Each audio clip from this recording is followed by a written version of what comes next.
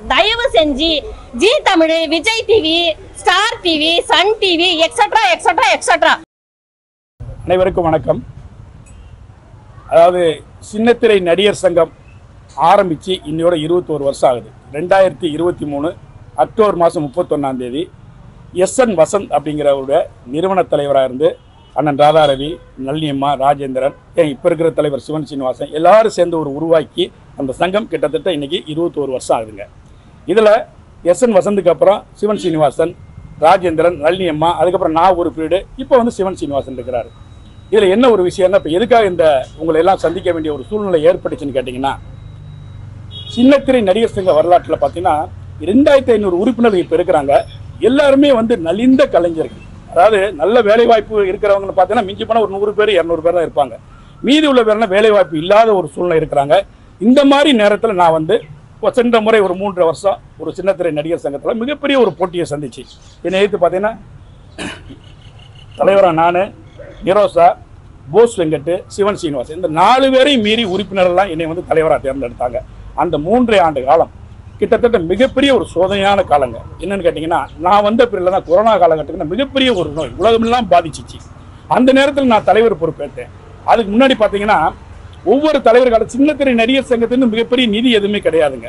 நான் வந்ததுக்கு அப்புறம் என்னுடைய தலைமையில் அந்த நிர்வாகத்தில் மலேசியாவில் மிகப்பெரிய ஒரு நிகழ்ச்சி நடத்தி சின்னத்திரை நடிகர் சங்கத்துக்குன்னு ஒரு 28 லட்சம் ரூபாய் மொத்தமாக சேர்த்தோம்.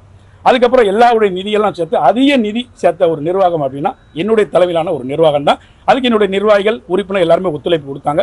மலேசியாவில் மிகப்பெரிய நிகழ்ச்சி, அதாவது விஜய் சேதுபதி தலைமையில் அற்புதமான எந்த ஒரு எதிர்பார்ப்பு இல்லாமல் நடத்தி கொடுத்தாரு சங்கத்துக்காக.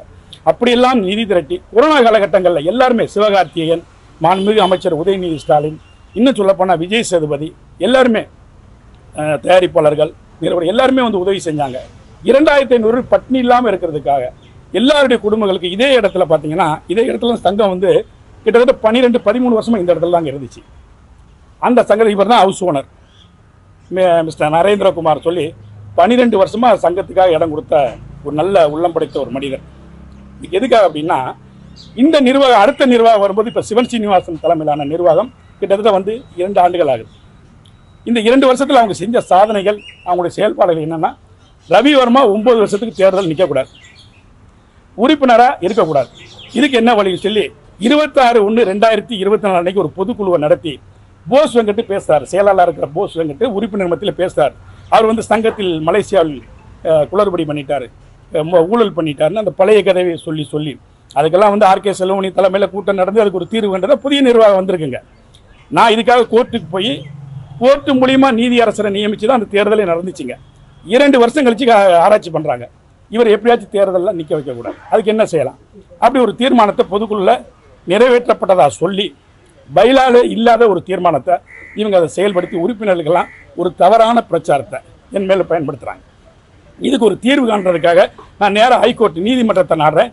நீதிமன்றத்தில் என்ன தீர்ப்பு சொல்கிறாங்கன்னா, பைலால இல்லாத ஒரு தீர்மானத்தை இந்த நிர்வாகம் நிறைவேற்றிருக்கு, இதுக்கு ஒரு தீர்வு வேணும்னு சொல்லி லேபர் கமிஷனுக்கு ஒரு உத்தரவு போடுறாங்க.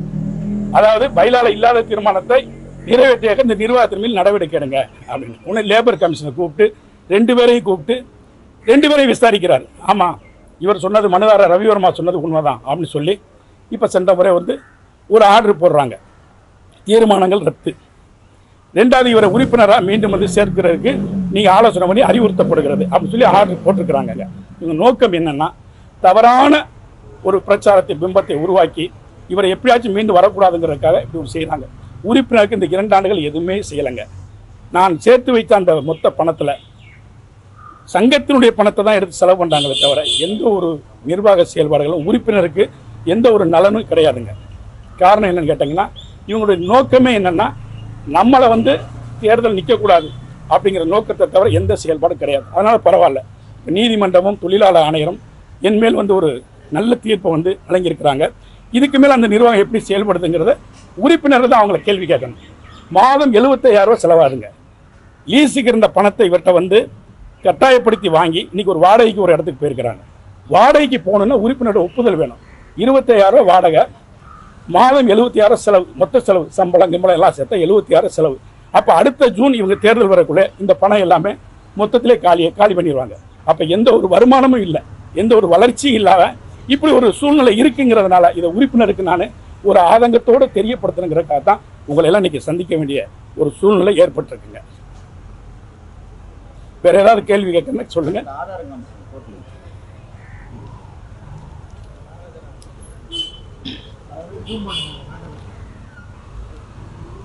அவங்க ஒரு கடிதம் அனுப்புறாங்க. எனக்கு என்ன கடிதம் அனுப்புறாங்கன்னா, சின்னத்திரை நடிகர் சங்க நிர்வாகம் ரவிவாரா எனும் தாங்கள் கடந்த நிர்வாகத்தில் தலைவர் பொறுப்பில் இருந்தபோது தங்கள் நிர்வாகத்தில் பல குளறுபடிகளும் சட்ட விதி மீறல்களும் சங்க வங்கி கணக்கு வைப்பு நிதியில் நடந்த முறைகேடுகள் சம்பந்தமாக தங்களிடம் விளக்கம் கேட்டு கடிதம் அனுப்பப்பட்டது. அதில் தங்களுடைய விளக்கம் ஏற்புடையதாக இல்லை. 14/1/2024 அன்று நடந்த கூட்டத்தில் அனைத்து குற்றச்சாட்டுகளும் ஆதாரப்பூர்வமான ஆவணங்களுடன் நிரூபிக்கப்பட்டுள்ளதாம். இந்த குற்றச்சாட்டுகளுக்கு நமது சங்க சட்டப்படி தங்களை அடிப்படை உறுப்பிலிருந்து நீக்க நிர்வாகத்திற்கு அதிகாரம் உள்ளது. இருந்தும் தங்களின் வாழ்வாதாரம் பாதிக்கப்படக்கூடாது என்பதை கருத்தில் கொண்டு தங்களை அடிப்படை உறுப்பிலிருந்து நீக்காமல் தங்கள் மீது ஒழுங்கு நடவடிக்கை மேற்கொள்ளப்பட்டுள்ளது ஒரு கடிதம் அனுப்புறாங்க. யார்? தலைவர், செயலாளர், பொருளாளர் சிவன் சீனிவாசன், போஸ் வெங்கட், PVR சுப்பிரமணியன் என்று ஜெயந்து 3 பேர் கையெழுத்து போட்டு ஒரு கடிதம் அனுப்புறாங்க.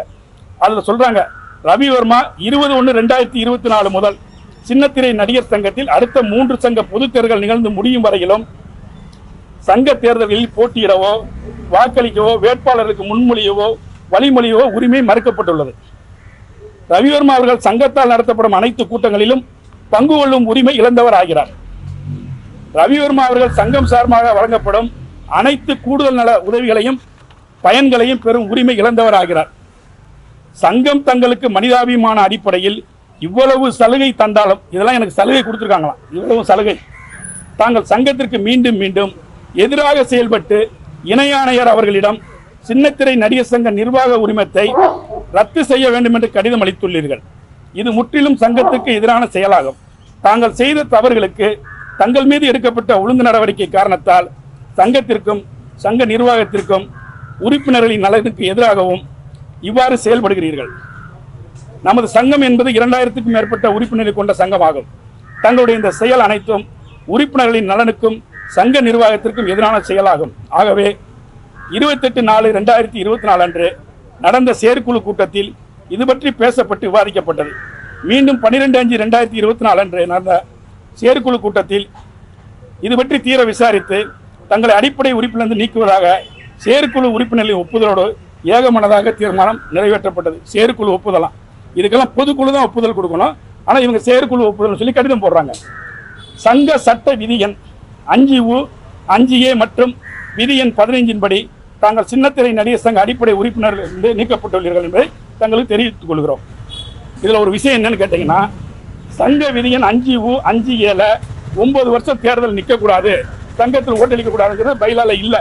இதைத்தான் நீதிமன்றம் எனக்கு பைலால இல்லாத ஒரு தீர்மானத்தை நிறைவேற்றியதற்காக சின்னத்திரை நடிகர் சங்கத்தை கண்டித்து லேபர் கமிஷனருக்கு உத்தரவு போட்டிருக்கு.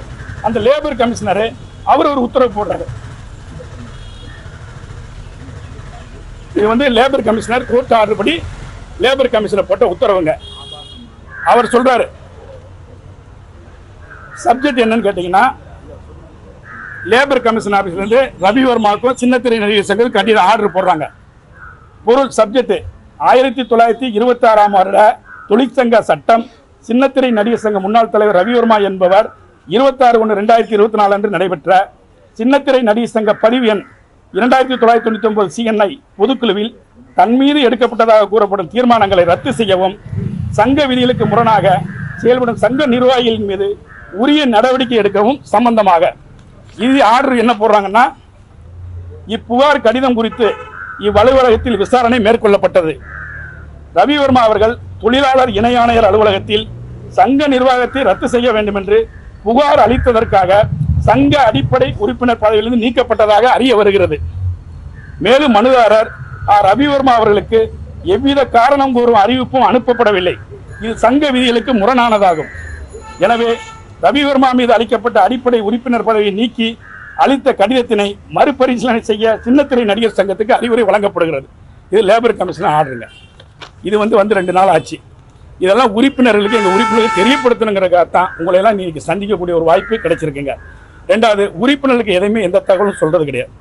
பைலால இல்லாத ஒரு விஷயங்களை இந்த மாதிரியெல்லாம் செயல்படுத்த இந்த நிர்வாக உரிமத்தை ரத்து செய்யணும்னு சொல்லி தனியாக ஒரு பெட்டிஷன் கொடுத்தேன்.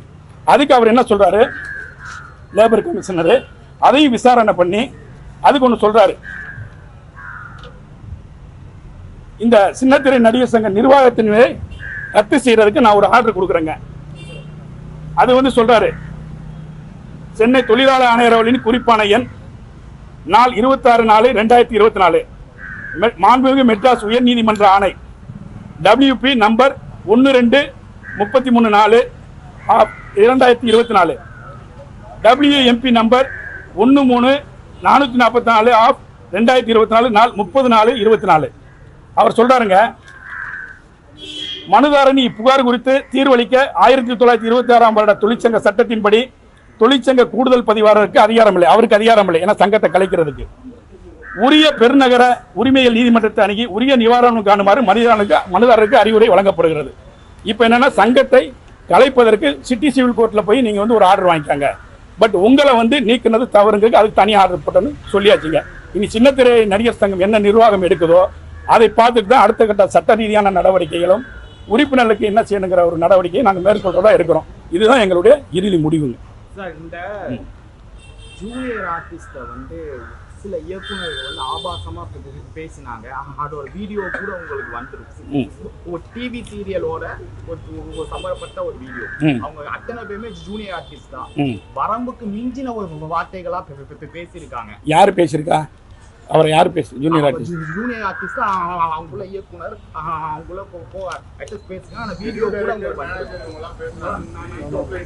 சரிங்க. இல்ல நான் கேள்விப்பட்டேனே தவிர நண்பர் சொன்ன மாதிரி வீடியோ வரலங்க. பட் இது என்னன்னு கேட்டீங்கன்னா, இயக்குனர் சங்கம் எங்களுடைய கூட்டமைப்பு இருக்குங்க.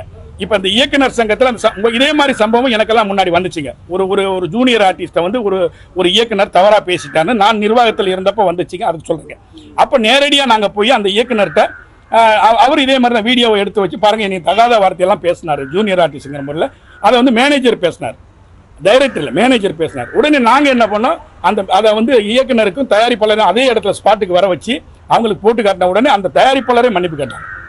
இது சொல்லிதான் உடனே வந்து அவர் வந்து 6 மாதம் அந்த மேனேஜர் யூனியன் சஸ்பெண்ட் பண்ணாங்க. சஸ்பெண்ட் பண்ணி வேலையே இல்லை. அவர் வந்து எங்கிட்ட எவ்வளோ கெஞ்சி பார்த்தாரு, சஸ்பெண்ட் பண்ணாங்க. அதாவது இந்த மாதிரி ஒரு நீங்கள் தீர்வு என்னன்னா, அது அந்த உரிய இயக்குனர் சங்கம் இருக்கு, பெப்சி இருக்குது, அந்த எங்களுக்கு கூட்டமைப்பு இருக்கு. உங்களோட சங்கத்தில் ஜூனியர் ஆர்டிஸ்ட் இல்ல எங்களுக்கு வந்து சின்னத்திரை நடிகர் சங்கம் ஜூனியர் ஆர்டிஸ்ட் தனி அமைப்பு சங்கம் இருக்கு. ஆமா, அதுக்கு தனி அமைப்பு இருக்கு. பட் இருந்தாலும் நாங்கள் எங்களுடைய கோரிக்கையை வந்து இது வந்து அவங்க இது நியாயமா இருந்தால், ஆமா நியாயமா இருந்தால் நாங்களும் வந்து போய் அந்த உரிய நடவடிக்கை எடுப்போம். அந்த கூட்டமைப்பில் சொல்லி அவங்களுக்கு யார் அதுக்கு சம்மந்தப்பட்டிருக்காங்களோ அவங்களுக்கு வந்து அதை வந்து உணர்த்துறதுக்குள்ள என்ன உண்டோ, ஒரு 6 மாதம் அவங்களுக்கு வேலை இல்லைன்னு சொன்னால் தான் அந்த கஷ்டங்கள் தெரியும். அந்த மாதிரி நடவடிக்கைக்கு நாங்கள் துணை நிற்போம். ஒரு சில சீரியல்ஸ்ல வந்து இரவு பகலா வேலை பார்க்குறாங்க. கிட்டத்தட்ட ஒரு ரூலே வந்து 8 மணி நேரம் 10 மணி நேரம் தான். இதை மிஞ்சி வந்து 15 மணி நேரம் டெய்லி ஷூட், நைட் ஷூட் வேலை பார்க்குறாங்க. ஸோ அவங்களுடைய வாழ்வாதாரம் எப்படியோ முயறோ இல்லையோ அவங்களுடைய ஃபேமிலியோட உடல்நிலை வந்து பாதிக்கப்படுது. ஸோ இந்த மாதிரியான ஒரு சோர்ஸ் வரும்போது எங்களை எப்படி ரன் பண்ணுறோம்? அது கிடைக்க காரணம் என்னங்க சார், பெரிய நடிகர் சங்கமும் சின்ன நடிகர் சங்கமும் பெப்சி அமைப்பில் நாங்கள் இல்லை. அது நீங்கள் 24 கிராஃப்டில் தொழிலாளர் காலை 8 மணிலேருந்து 9 மணி வரைக்கும் வேலை பார்ப்பாங்க. 9 மணிக்கு மேலே 1.5 பேட்டா, அதுக்கு மேலே போனால் 2 பேட்டா. ஏன் நடிகர்களுக்கு இல்லைங்கிற இந்த கேள்வியெல்லாம் எங்களுக்கு வந்துச்சு. நாங்கள் காலையில் 8 மணிக்கு போகிறோம், 10 மணி 1 மணி வரைக்கும் நாங்கள் நடிக்கிறோம், எங்களுக்கு அந்த ஒரு நாள் ஒரே சம்பளம் தான் கொடுக்குறாங்க அப்படின்லாம் எங்களுக்கு கேட்டிருக்காங்க. ஆனால் அதுக்கு என்ன காரணம்னா, நாங்கள் அப்படி கேட்க முடியாது. நாங்கள் வந்து தொழிற்சங்க அந்த லேபர் ஆக்டில் பெப்சியில் அமைப்பில் இல்லை. ஏன்னா நாங்கள் ஒரு நடிகருங்கிறப்ப போகிறப்ப எங்களுக்கு காலையில் ஒரு காட்சி இருந்தால் அந்த ஒரு காட்சியை முடிச்சுட்டு எங்களை அனுப்பி விட்ருவாங்க. காலையில் போகிறோம், 8 மணிக்கு ஷூட்டிங் போகிறோம், உங்கள் காட்சி முடிச்சு போயிடுவாங்க. ஆனால் அதே மாதிரி அவங்களுக்கு வந்து அப்படி அனுப்ப மாட்டாங்க. நீங்கள் அந்த ஷூட்டிங் முடிகிற வரைக்கும் அவங்க ஒர்க் பண்ணி தான் ஆகணும். அதனால் வந்து எங்களுக்கு வந்து அந்த குறிப்பிட்ட சம்பளங்கிறனால எங்களுக்கு அந்த டயத்துக்கு நடிகர்களை ஒதுக்கிட்டு அந்த டைம் முடிஞ்சோன்னு எங்களை அனுப்பி விட்ருவாங்க. அதனால வந்து எங்களை சம்பள உயரம் நாங்கள் கேட்க முடியல. அது ஒரு பிக்சர் தான். தலைவர்கள், முன்னாள் நிர்வாகிகள் வந்து கரண்ட்ல இருக்கக்கூடிய ஒரு சங்கத்தின் நிர்வாகிகள் மேல குற்றச்சாட்டுகள் வைக்கிறாங்க. உங்களை வந்து உரிமை மீறல் வழக்கு சொல்லி போட்டீங்க. ஆமா, இப்போ வந்து அறிவுறுத்தி இருக்காங்க. ஆமா, அவங்க அதை கன்சிடர் பண்ணலன்னா உங்களோட அடுத்த நடவடிக்கைகள் கன்சிடர் பண்ணல அப்படின்னா அருமையான நல்ல கேள்விதான். இப்போ வந்து எங்களுக்கு வந்து யாரு அப்படின்னு கேட்டீங்கன்னா, தொழிற்சங்கம், தொழிலாளர் நலத்துறை. இதை வந்து ஃபர்ஸ்ட் அவங்ககிட்ட நான் கேட்டதுக்கு, நாங்கள் முதல்ல வந்து எல்லா தொழிலாளர்களுக்கும் எல்லா சங்கங்களும் எங்களுக்கு குழந்தைகள் தான். ஃபர்ஸ்ட் நாங்கள் அறிவுறுத்தல் சொல்லுவோம், அதுக்கப்புறம் கண்டிப்போம், அதுக்கப்புறம் தான் தண்டிப்போம். எதுங்கய்யா? போயிடுச்சுங்க, போயிடுச்சு.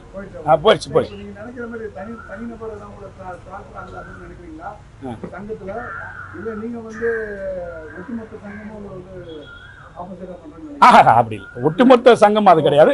தனிநபரா வந்து அவங்களுக்கு ஆமாங்க ஐயா, அதாவது 23 பேர் இப்ப நிர்வாகிகள் இருக்கிறாங்க. அது என்னுடைய சார்பில் 8 பேர் ஜெயிச்சிருக்கிறாங்க. எல்லாரும் சேர்ந்த 23. தலைவர், செயலாளர், பொருளாளர். இதுல என்னன்னா அதுக்கு காரணம் என்னன்னா, நல்ல கேள்வி கொஸ்டின் கேட்டீங்க. PVR சுப்பிரமணியம் என்கின்ற ஒரு பொருளாளர் இப்ப இருக்கிறாரு. அவர் நான் நிர்வாகத்தில் இருந்தப்ப அவர் பொருளாளராக இருந்தாருங்க, இதே இடத்துல சங்கத்தில் இருந்தாருங்க. அப்ப சங்கம் வந்து கிட்டத்தட்ட ஒரு 3 மாதம் ஒரு பிரச்சனையில மூடப்பட்டிருந்த காலம் நான் இருந்தப்ப. அப்ப இவங்க என்ன செய்யறாங்க, கூட்டமைப்புக்கு போய் மனோபாலாவை தற்காலிக தலைவராக நியமனம் பண்ணிட்டோம் அப்படி சொல்லி அந்த PVR சுப்பிரமணிய ஜெயந்தி என்ன பண்றாரு, அவர் ஒரு 10 பேரை கூட்டுக்கிட்டு அங்க ஒரு சங்கத்துல இயங்குறாரு ஒரு 3 மாசம். இந்த 3 மாசத்துல இந்த சங்கம் மூடி இருக்குதுங்க. இவர் ஹவுஸ் ஓனர் இருக்குது, சங்கம் பூட்டு போட்டாச்சு. அப்ப என்ன செய்ய, தனி ரசீது புக்கு, தனி பில் புக்கு, தனி வவுச்சர் அடிக்கிறாங்க. இது சட்டத்துக்கு புறமான செய்ய சொல்லி லேபர் கமிஷன் நாங்க சொல்றோம், கூட்டமைப்புலையும் சொல்றோம். ஆனா அந்த மனோபலா வந்து என்னன்னா 200 உறுப்பினர்கள் சேர்ந்து தான் தலைவரை தேர்ந்தெடுக்க முடியும். இந்த 20 பேர் சேர்ந்து எடுக்க முடியாது. அது எவ்வளவு நாங்க சொன்னா கேட்கலாம். அந்த 3 மாசம் அவர் தான் தலைவர், அவர் தான் சொல்லி அதையும் என்னை அசிங்கப்படுத்தினாங்க. பட் அதுக்கு தான் RK செல்வமணி அவர்கள் பிப்சி அமைப்பு மூலம் ஒரு கூட்டம் நடத்தி, ஒரு தேர்தல் நடத்தி, அதுலயும் நான் தான் ஜெயிச்சேன். அதுக்கப்புறம் அவர் இல்லை, நான் ராஜினாமா பண்றேன்னு போயிட்டாங்க. அதையும் மீறி வந்து கிட்டத்தட்ட 3 வருடம் நான் தான் இறுதி வரைக்கும் ஒரு தலைவராக இருந்தேங்க.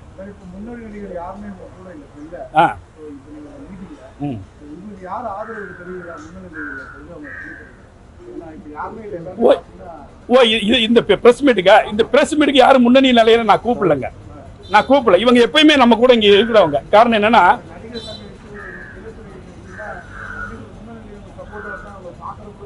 இல்ல இது வந்து நடிகர் சங்கத்தை பத்தி என்னன்னா, நான் இப்ப என் தனிநபர் மேல ரவிவர்மா மேல மட்டும்தான் அவங்களுக்கு காட்டம். ரவிவர்மா நிக்க கூடாது, ரவிவர்மா 9 வருஷம் நிக்க கூடாது. பட் சிவன் சீனிவாசன், போஸ் வெங்கட், PVR சுப்பிரமணியம் என்ற ஜெயந்த், அதுக்கப்புறம் ஒரு 4-5 நிர்வாகிகள். ஏன்னா அவங்களுக்கு என்னன்னா அடுத்து நம்ம தான் வரணும். ஏன்னா குறைந்த ஓட்டுல தான் தோத்தேன், ஒரு 25-30 ஓட்டு தான் வித்தியாசம். அதனால வந்து இது ஒரு பெரிய தோல்வி கிடையாது. ஆனா அவருக்கு என்னன்னா நிரந்தரமா நிக்க கூடாது.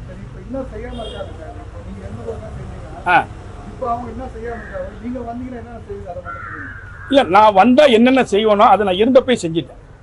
இப்ப நீங்க இப்ப அந்த காசு இப்ப நாங்க என்ன சேர்த்து வச்சோமோ அந்த காசை எடுத்து மாசம் 70,000 செலவு பண்ணிருக்காங்க. எந்த வருமானம் இல்லை. அவங்க வந்து யாருமே செய்யல. டீ செலவு கூட அந்த சங்கத்து காசு செய்யறாங்க. ஆனா ரவிவர்மா நிர்வாகத்தில் இருந்தப்போ ஒரு டீயோ ஒரு கன்வீனியன்ஸோ எதுவும் என்னுடைய வவுச்சர்ல என் பேர்ல இருக்காது. இப்ப அது காரணம் என்னன்னா, 2 வருஷத்துல சங்க இந்த இப்பதான் காலி பண்ணாங்க. 2 மாசம் ஆச்சு. இவருக்கு தெரியும் நிர்வாகிகள் யாரும் ஜெயிச்சவங்களே வர்றதில்ல சங்கத்துக்கு. நாங்க வந்து காலையில வந்தோம்னா இந்த கொரோனா காலகட்டத்தில் இங்கதான் எல்லாருக்குமே மளிகை பொருள், ஏன்னா இன்னொருத்தர் நட்பு ரீதியில் வாங்கி தான் கொடுத்தோம். இவங்க சங்க பணத்தை எடுத்து தான் செலவு பண்ணிட்டு இருக்காங்க. இது வந்து எல்லா உறுப்பினருக்கும் தெரியும், அவங்க செயல்பாடு இல்லைங்க எல்லாருக்குமே தெரியும். எந்த ஒரு வருமானமும் இல்லைங்க. வருமானம் இல்லாம ஒரு மாசம் 70,000-80,000 உறுப்பினருடைய பணத்தை செலவு பண்ணிக்கிட்டு இருக்காங்க. அதுதான் இப்ப தற்போது உள்ள சிவன் சீனிவாசன் தலைமையில் உள்ள ஒரு நிர்வாகங்க. இல்ல அவர் போஸ் வெங்கட், அவருடைய போஸ் வெங்கட் செயலாளராக இருக்கிறாரு. அவருக்கு ஏதோ அரசியல் பின்னணி இருக்குன்னு சொன்னாங்க. இந்த மாதிரி இங்க வந்து அரசியல் கிடையாதுங்க. எங்களை பொறுத்தவரை எல்லாருமே எல்லா கட்சியிலும் இருப்பாங்க. பட் அவங்க அதை ஏதோ ஒரு காழ்ப்புணர்ச்சியில அடுத்து நிற்கக்கூடாதுங்கிற ஒரு தொடர்ச்சியை செஞ்சுட்டு இருக்கிறாங்க. நண்பர் கேட்ட மாதிரி இந்த வந்து தொழிலாளர் நலத்துறையில இதை வந்து அவர்கள் ஏற்றுக்கொள்ள வேண்டியது. அடுத்த கட்ட எங்களோட சட்ட நடவடிக்கை தொடரும். நன்றி.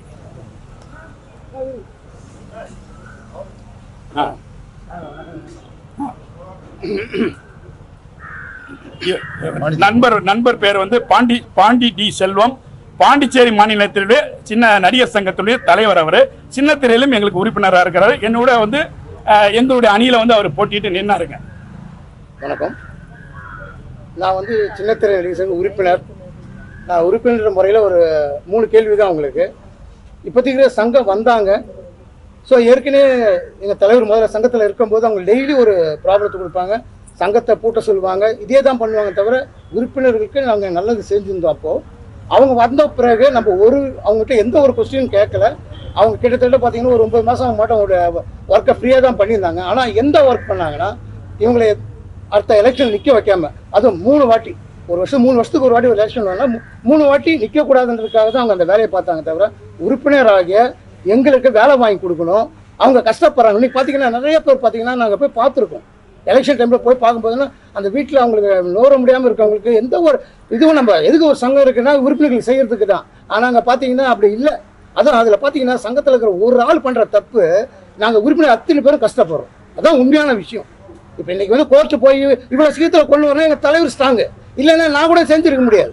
ஏன்னா ஒரு ஹைகோர்ட்டில் போயிட்டு இவ்வளோ சீக்கிரத்தில் அந்த விஷயத்த முடிக்க முடியும்ன்றது எங்களுக்கு நம்பிக்கை கிடையாது. ஆனால் அதை அவர் சாதிச்சுக்கிறார். ஏன்னா கொரோனா காலத்தில் அவர் இங்கேயே உட்காந்து அங்கங்கே செத்து கிடக்குறாங்க, அந்த நேரத்துலையும் வீட்டுக்கு அரிசி கொடுத்து அனுப்பிச்சாரு, எல்லாம் பண்ணியிருந்தார். ஸோ அதை யாருமே அது வந்து உறுப்பினர் பணத்திட்ட செய்யலை, வெளியே வாங்கி அவர் கலெக்ட் பண்ணி அவங்களுக்கு எல்லாருக்கும் பண்ணார். ஆனால் இப்போ இருக்கிற என்ன பண்ணிட்டு இருக்காங்க பார்த்தீங்களா, இதான் நடக்குது. இப்போ இருக்கிறவங்க இப்போ நான் கேட்கறதுனா பயோவில் இல்லாத அவங்க செஞ்சுருக்காங்க, அவங்கள அரெஸ்ட் பண்ணணும். எனக்கு தெரிஞ்சு பார்த்தீங்கன்னா தப்பு செஞ்சுருக்காங்க அவங்க. ஆனால் 3 பேர் முக்கியமானவங்க, எல்லாம் விஷயம் தெரிஞ்சவங்க, அவங்க அங்கே தப்பு பண்ணியிருக்காங்க, அவங்கள அரெஸ்ட் பண்ணணும். நான் உறுப்பினராக சொல்கிறேன், எனக்கு அந்த பயோலை பற்றி என்ன எதுன்னு எனக்கு தெரியாது. ஆனால் அந்த சட்டத்தில் இல்லை, அவங்க செஞ்சுருக்காங்க, அதுக்கான தீர்ப்பும் வாங்கியிருக்கோம். நன்றி சார். நீங்கள் கேட்டீங்கல்ல சார் என்ன செஞ்சுருக்காரு என்ன செய்ய போகிறாருன்னு. என்னன்னா கொரோனா டைமில் ஒருத்தருக்கும் கால் பண்ணி ஒரு வாட்டியும் சார்மா இது கொடுத்தாங்க, 500 ரூபாய் உதவி கொடுத்துருக்காங்க, அரிசி மூட்டை கொடுத்துருக்காங்க, கொஞ்சம் வந்து வாங்கிட்டு போயிடுங்கன்னு ஒவ்வொருத்தருக்கும். ஏன்னா நான் வாங்கியிருக்கேன் சார், நான் எனக்கு ஃபோன் பண்ணி தனியாக கால் பண்ணி நான் கொடுத்துருக்காரு. ஆனால் இப்போ வரைக்கும் சார் ஃபேஸ் கூட நான் பார்த்தது கிடையாது. எங்களுக்கு யூனியன் ஒரு கால் கூட சங்கத்துலேருந்து எங்களுக்கு வந்தது கிடையாது. இது என்னோட ஒரு ஆதங்கம். ஏன்னா இது வரைக்கும் ஒரு கால் பண்ணிமா இந்த மாதிரி யூனியனில் வந்து பாருங்க வைங்க, எதுவுமே வந்தது கிடையாது.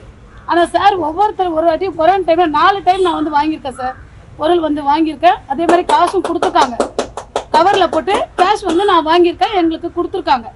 இது வரைக்கும் மாறி இருக்காங்க சார். மாதிரி எவ்வளோ நாள் ஆகுது, இது வரைக்கும் எங்களுக்கு ஒரு ஃபோன் வந்ததில்லை, ஒரு பொருள் இந்த மாதிரி ஒரு வந்து பாருங்க வைங்க, எந்த மெசேஜும் வந்ததில்லை. இது வந்து நான் ரொம்ப நாளாக சொல்லணும்னு நினச்சிட்டு இருந்தது. இப்போ சார் கூட எங்களை கூப்பிடல, தெரிஞ்சு நானாக தான் வந்தேன் இங்கே. உண்மையாகவே சார் வந்துட்டு எவ்வளோ உதவி செஞ்சுருக்காங்க. வீட்டில் இருப்போம், அந்த போலீஸ்காரங்க கிட்ட கூட எங்கள் காடை காலுங்கன்னு ஒரு கீ செயினை கொடுத்து, இதை போலீஸ்காரங்க எங்கேயா மடக்குனா இந்த கீ செயினை காமிச்சிட்டு வாங்க, சங்கத்துக்கு வரேன்னு சொல்லிட்டு வாங்க அப்படின்னு சொல்லி எங்களுக்கு கீ செயின் ஒரு வாட்டி ஃபர்ஸ்ட் டைம் வர போய் கொடுத்து விட்டாங்க. அதை வச்சு நாங்கள் ஒரு 4 வாட்டி வந்து நாங்கள் வாங்கிட்டு போயிருக்கோம் சார். நிறைய ஹெல்ப் பண்ணியிருக்காங்க, நான் அதை வாங்கியிருக்கேன், அதனால நான் சொல்கிறேன். இறுதியா ஒரு விஷயம், இந்த சங்கம் 12 வருஷமா இந்த இடத்துல தான் இருந்தது. நரேந்திரகுமார்ங்கிற இவர் தான் வந்து இந்த இடத்தினுடைய உரிமையாளருங்க. 2வது கொரோனா காலகட்டத்தில் இந்த இடத்த வந்து எங்களுக்கு இலவசமா கொடுத்தாரு, எந்த பணம் வாங்கல. பட் இவர் எனக்கு ஆதரவு ஏதோ கொடுக்குறான்னு சொல்லி கட்டாயப்படுத்தி இவர்கிட்ட வந்து இந்த லீஸ் பணத்தை எல்லாம் மொத்தமா வாங்கிட்டு போய் இப்போ வாடகைக்கு இருக்கிறாங்க. இதுதான் நிலைமை. இவர் தான் CN நரேந்திரகுமார், இந்த வீட்டினுடைய சங்கத்துக்கு இடம் கொடுத்த ஹவுஸ் ஓனர் நரேந்திரகுமார். 1900 அதாவது 13 வருஷத்துக்கு முன்னாடி 1911 எங்கிட்ட வந்தாங்க. 2011 எங்கிட்ட வந்தாங்க ராஜேந்திரன், அப்புறம் தினகரன் அண்டு காந்த், ராஜ்காந்த்ன்றவர் வந்து வாடகை கேட்டாங்க. நான் சொன்னேன் வாடகை தரேன், 15 ரூபா வாடகைன்னு சொன்னேன். இல்லை இங்கே லீஸ் கெடுத்துங்க, 7 lakhs லீஸுன்னு கொடுத்தேன். 7 lakhs லீஸுன்னு கொடுத்து அவங்க நடத்தோன்னே இது வரைக்கும் போய் பார்த்தது கிடையாது. 13 வருஷம் நான் போய் பார்த்தது கிடையாது. ஆனால் 13 வருஷமாக 2 வாட்டி தான் பெயிண்ட் பண்ணியிருக்காங்க, எல்லாம் பண்ணியிருக்காங்க. ஆனால் அந்த வீட்டுக்கு வந்து கிட்டத்தட்ட என்ன இதுக்கப்புறம் இப்போ வந்து காலி பண்ணுறேன்னு சொன்னாங்க. போன வருஷத்துக்கு முந்தின வருஷம் என்னுடைய பெண்ணுடைய கல்யாணம் இருந்ததுனால பணத்தை கொடுக்க முடியாது, நீங்கள் அடுத்த மாதம் வாங்கிக்கன்னு சொன்னேன். 2 மாதம் கழிச்சு கேட்டாங்க, அவங்க கேட்டாங்க, உடனே 12 லட்ச ரூபா கொடுத்துட்டேன். ஆனால் நீ காலி பண்ணல, தயவுசெய்து மன்னிச்சுங்க, இன்னும் 1 வருஷம் ஆகட்டும் அப்படின்னு சொன்னாங்க. சரி நம்பிட்டேன். ஆனால் இப்போ வந்து எலெக்ஷனில் வின் பண்ணி வந்த உடனே அடுத்த நாளே லெட்டர் கொடுத்தாங்க. என்னென்ன கொடுத்தாங்க, இந்த வீடை காலி பண்ணுங்க, எனக்கு அட்வான்ஸ் கொடுங்க. ரைட், நான் தரேன், 4 மாதம் போட்டுங்கன்னு சொல்லிட்டு February மாதம் 15ஆம் தேதி நான் 10 லட்ச ரூபா கொடுத்துட்டேன். 1.5 லட்ச ரூபா அந்த இதுக்கெல்லாம் மெயின்டெனன்ஸ்க்காக மெயின்டெனன்ஸ் இல்லை, 12 வருஷத்துக்கும் 13 வருஷத்துக்கும் நான் அதுக்கப்புறம் எதுவும் கேட்டு அவங்க கூட பைசா கூட கேட்டது கிடையாது. ஆனால் அதே சமயத்தில் இவங்க வந்து 13 அந்த 1 வருஷம் காலி பண்ணுவேன்னு சொன்னார். ஆனால் பண்ணவே இல்லை. 2 மாதம் ஆச்சு பண்ணல. அப்போ தான் அவர்கிட்ட கேட்டேன், சீனிவாசன் அவங்கள்ட்ட மட்டும் பேசினாரு, அவர்கிட்ட மட்டும் பேசுறேன். கடைசி வரைக்கும் கொடுக்கல. என்ன சொன்னார், சரி ரைட் காலி பண்ணி போகிறேன்னு சொல்லிட்டு கதவை பூட்டின்னு போயிட்டாங்க. பூட்டின்னு போயிட்டு சாவி தரல. ஆனாலும் சரி ஒரு நாள் பார்த்து அப்படியே மத்தியானம் வந்து திறந்தாங்க. அன்னைக்கு உடனே கண்டபடி கத்த ஆரம்பித்தேன். உடனே கதவு திறந்து விட்டு விட்டாங்க. இப்போ எந்த விதத்துலன்னா, ஏன்னா 1 லட்சம் நான் தர வேண்டியது, நான் கொடுக்குறேன்னு சொன்னேன். ஆனால் அவங்க கடைசியானது 18,500 ரூபா தரணும் அப்படின்னாங்க. இல்லை 55,000 ரூபா தரணும் அப்படின்னாங்க. போஸ் வந்து பேசினார். போஸ் வந்து ஒரு டிஎம்கேல பெரிய ஆள் போல இருக்கலாம். நான் கருணாநிதி கூட 1974 கருணாநிதி கூட வந்துவேன் அப்படியே சொல்றேன். அப்படின்னா அப்படியும் போய் பேசலாம். அப்போ போலீஸ் ஸ்டேஷனில் போய் பேசுறப்போ வாயமூடு 3 வாட்டி சொன்னாங்க. இதே மாதிரி சொல்லிட்டு என்ன அனுப்பிச்சிட்டாங்க. நான் கைது போட்டு வந்துட்டேன் பேசாம. இது வரைக்கும் இன்னும் தரல. அந்த வீடியோ போய் பாருங்க, இது எப்படி இருக்குன்னு பார்த்துட்டு சொல்லுங்க. அதுக்கப்புறம் படம் கொடுக்கறத பத்தி நான் பேசுறேன். எல்லா சேனலுக்கும் என் சார்பாகவும் என் சங்கத்தை சார்பாகவும் முதல்ல வணக்கத்தை தெரிவிச்சுறேன். என் பேரு பொன்னேரி சுஜாதா. நான் குறைஞ்சது ஒரு 15 வருஷமா இந்த மீடியால இருக்கேன். ஆனா ஒரு 6 வருஷத்துக்கு முன்னதான் கார்டு எடுத்தேன். கார்டு எடுத்ததுனால என்ன பலன்னு எனக்கு தெரிஞ்சது. அந்த ஒரு சின்ன ஒரு 2-3 விஷயத்த ஷேர் பண்ணலாம்னு நினைக்கிறேன். கொரோனான்னு ஒண்ணு வந்துச்சு. அப்ப இந்த உலகமே ஸ்தம்பித்து நின்னு போச்சு. அதுல நாங்களும் ஒரு துரும்பா நின்னுட்டோம். ரொம்ப கஷ்டமா இருந்துச்சு. எப்ப ஒரு வாரம் நாங்க, அதுக்கப்புறம் 10 நாள் நாங்க, 1 மாசம் நாங்க, 6 மாசம் நாங்க, வருஷ கணக்கா போயிருச்சு. எங்களுக்கு வேதனை தாங்க முடியல. ஆனா சிறு துரும்பும் பல்குத்த உதவும் அப்படின்னு ஒரு பழமொழி இருக்கு. அந்த பழமொழிய நான் இந்த சேனல்ல ரவிவர்மான்ற ஒரு தலைவர் மூலமா அதை நான் அனுபவிச்சேன். அந்த கொரோனா நேரத்துல அம்மா நீங்க எப்படி இருக்கீங்க, உங்களுக்கு எங்களால ஏதாச்சும் உதவி தேவைப்படுதா, எதனா இருந்தா சொல்லுங்க அப்படின்னு ஒரு போன் வந்துச்சு. சார் ஆமா சார், ஷூட்டிங் இருந்தாவே எங்களுக்கு வேலை கிடைக்கிறது கஷ்டம். அதுவும் இந்த கொரோனா நேரத்துல ஒண்ணுமே கிடையாது, நாங்க என்ன பண்றதுன்னு தெரியாம தவிக்கிறோம் சார் நான் சொன்னேன். இல்லம்மா என்னால ஒரு சின்ன சின்ன உதவிகள் பண்ண முடியுது. நான் என் தனிப்பட்ட ஒரு முயற்சியால வெளியே கொஞ்சம் தேகர் பண்ணிருக்கேன். அதை உங்களுக்கு எல்லாம் ஷேர் பண்ணி கொடுக்கணும்னு நினைக்கிறேன். நீங்க முடிஞ்சா ஆபீஸுக்கு ஒரு தடவை வாங்கன்னாரு. சரி என்ன கொடுக்க போறாரு அப்படின்ற ஒரு அவநம்பிக்கையில தான் நான் முதல்ல காலடி எடுத்து வச்சேன். ஆனா வந்த பிறகு அட்டைய வாங்கினாங்க, நோட் பண்ணாங்க. அம்மா இன்னைக்கு 5 கிலோ அரிசி, ஏதோ மளிகை சாமான் கொஞ்சம் கொஞ்சம் கொடுக்குறோம், ஒரு 1000 ரூபாய் பணத்தை கவர்ல போட்டு கொடுக்குறோம் அப்படின்னாரு. சரி அன்னைய பொழுத கடக்கிறதே பெரிய விஷயம் இல்ல, இன்னைக்கு உசுரோடனா நாளைக்கு எப்படியாச்சும் பொழைச்சிக்கலான்னு ஒரு பழமொழி இருக்கு. சோ அவரை கொடுத்த 5 கிலோ 10 நாள் ஓட்ட முடிஞ்சது. அந்த ஒரு வார கேப்லயே 2 நாள் கழிச்சு போன் வந்துச்சு. ஆமா இன்னொரு இடத்துல உதவி கிடைச்சிருக்கு, 500 ரூபாய் கொடுக்குறோம் அப்படின்னாங்க. அன்னைக்கு வந்தோம். அன்னைக்கு வெறுங்கையோட அனுப்பல, அன்னைக்கும் மளிகை சாமானும் மறுபடியும் ஒரு 5 கிலோ அரிசியும் கொடுத்தாரு. இப்படி கிட்டத்தட்ட அந்த மாசம் ஃபுல்லா கொடுத்தாரு. நானே 70 கிலோ 80 கிலோ வாங்கியிருக்கேன் என் ஒரு கார்டுலயே. ஏன்னா அத்தனை தடவை எனக்கு போன் பண்ணியிருக்காரு.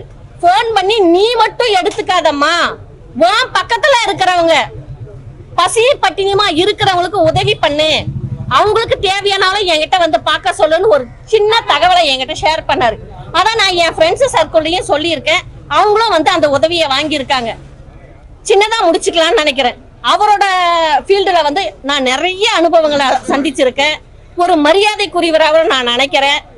என் குடும்பம் ஒரு 6 மாசம் அவர் பொழப்பால ஓடிச்சு. ரைட், அது அப்படி இருக்கட்டும். இப்ப ரீசெண்டா மறுபடியும் ஏதோ ஒரு பிரச்சனை, போட்டி, ஏதோ மனஸ்தாபங்கள் வந்துச்சு. குடும்பத்திலேயே மனஸ்தாபங்கள் வருது. இது ஒரு 2000 பேர் இருக்கிற ஒரு கூட்டு குடும்பம். இதுல வராத பிரச்சனைகள் ஏகப்பட்டது வந்துச்சு. ஆனா அவங்கவுங்க சைட்ல என்ன நியாயங்கிறது அவங்கவுங்களுக்கு தான் தெரியும். அத பொதுப்படையா எங்கேயோ ஒரு இடத்துல கொண்டு போய் கொடுத்து அதுலயும் ஒரு சில நியாயங்கள் நமக்கோ வந்துருச்சு.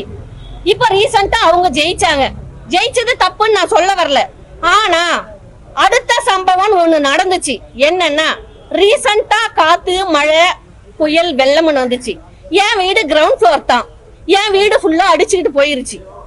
ஒரே ஒரு போன், அம்மா பொன்னேரி சுஜாதா நீ உசுரோட இருக்கிறியா, ஊர்ல இருக்கிறியா, உனக்கு எதிராக பிரச்சனை வந்துச்சா, ஒரு போன் கால் வரல இந்த செகண்ட் வரைக்கும். தீபாவளி, பொங்கல், ஜனவரி, ஏன் உங்ககிட்ட இருந்து பண உதவி தேவையில்லை. ஒரு வார்த்தை நல்லா இருக்கீங்களா, பொங்கல் வாழ்த்துக்கள், ஜனவரி வாழ்த்துக்கள், நல்லா இருக்கீங்களா, இதத்தான் எதிர்பார்த்தோம். அந்த ஒரு வார்த்தையே இல்லைன்னு போது எங்களுக்கு எப்படி நம்பிக்கை வரும்? நீங்க சொல்லுங்க. நான் சொல்றதுல ஏதாச்சும் தப்பு இருந்தா நீங்க என்ன கேள்வி கேட்கலாம். இதத்தான் நான் சொல்ல வரேன்னு நினைக்கிறேன். படத்துல நடிக்கிறது, சீரியல்ல நடிக்கிறதுங்கிறது எங்களோட தனிப்பட்ட ஒரு சுதந்திரமோ உரிமையோ எங்களோட திறமை. அத நாங்க உங்ககிட்ட கேட்கல. எங்களுக்கு படம் வாய்ப்பு கொடுங்க, பணத்தை வாங்கி கொடுங்க நாங்க கேட்கல. இந்த சங்கத்துல நீங்க இருக்கீங்க, நல்லா இருக்கீங்களா, பத்திரமா இருக்கீங்களா, உங்களுக்கு ஏதாச்சும் உதவி வேணுமா அப்படின்னு தான் எதிர்பார்த்தேன். அந்த ஒரு சின்ன உதவி கிடைக்கல. அப்ப எங்களுக்கு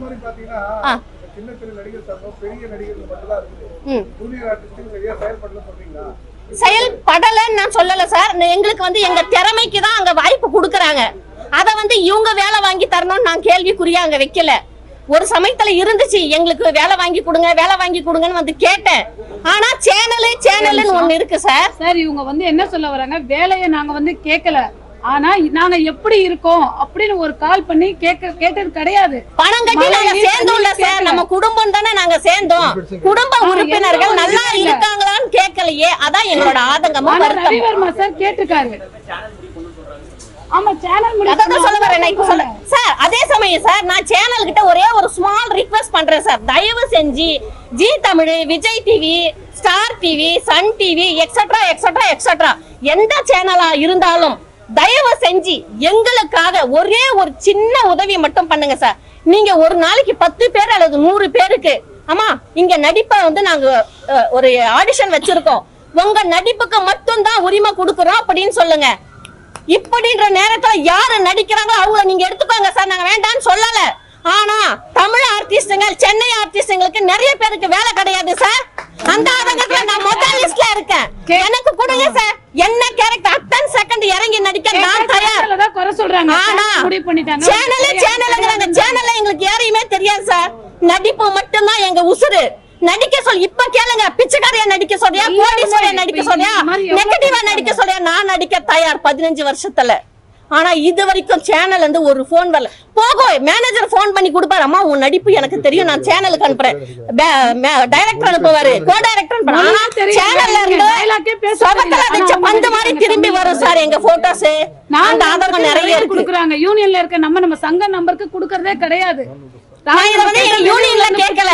சேனலுக்கு ஒரு ஸ்மால் ரிக்வெஸ்டா கேக்குறேன், தயவு செஞ்சு எங்களையும் கொஞ்சம் ஊர்ந்து கவனிச்சு எங்களுக்காக ஒரே ஒரு சின்ன உதவி பண்ணுங்க.